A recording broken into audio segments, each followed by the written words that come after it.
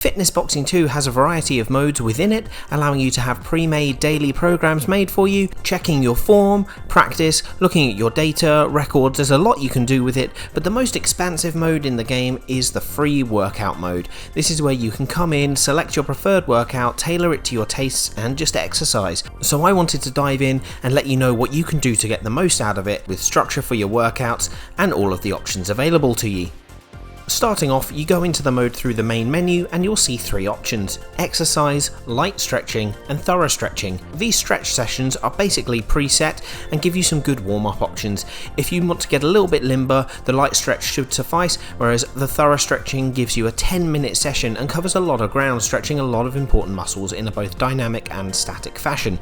Now, my own gripes aside about how it's set up, I've been finding the light stretch is a suitable warm-up before your main exercise session. Now onto the exercise mode. So this gives a lot of scope for customization. There's essentially a workout list or playlist where you can add exercises in. You can add in 6 exercises in total, and there are a few different options to play with here. First up, your exercise selection. So you have a lot of different workouts to select, so choose which one suits your goal. You unlock these progressively as you do more workouts and get better scores on them. The target muscles are seen up in pink on the information display. You use the R and L buttons to choose your selected difficulty for the workout, as this changes the intensity and overall time for the workout. Once you've selected your workout, you then choose a track to work out to.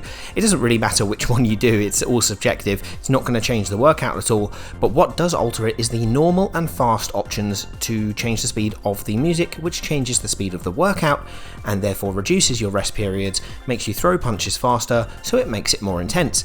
This essentially gives you multiple difficulties, so if you're training with a character who has no mercy mode unlocked, it is 6 different difficulties, as the fast speed workouts give different intensity as well. So select however many exercises you want with the target areas required for your workout. You'll have a running total time and estimated calorie burn as well, so you can figure out what you need for your goals.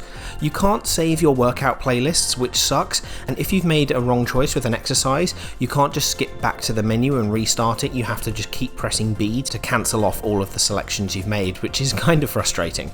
But if you have a playlist that you like, you'll have to write it down somewhere and set up the playlist each time from scratch. Now for exercise structure, I've got a couple of tips for you for the free workout as well. You do a shorter workout on a low intensity at first. Whilst you'll have done a warm up, the snapping back and forth with the arms and shoulders can take some time to get used to, so a lighter session with jabs and straights helps warm up the fluids in the elbow and shoulder joints. So the more intense workouts will be easier. In similar fashion, do a low intensity shorter workout at the end to help with the cool down. I've been finding that the straight combo number 1 works well as that warm up and cool down session. Since we have those lighter ones topping and tailing the workouts, that would mean to do the higher intensity workouts midway through your session when you're all warmed up and ready. You can bring a shorter low intensity midway to give some active recovery too if you are so inclined. Next, as I mentioned, there are 5 main body parts to train and target: biceps, chest, core, hips and calves. So as a rule of thumb, we work our larger muscles earlier, the smaller later in the set, and our abdominals last.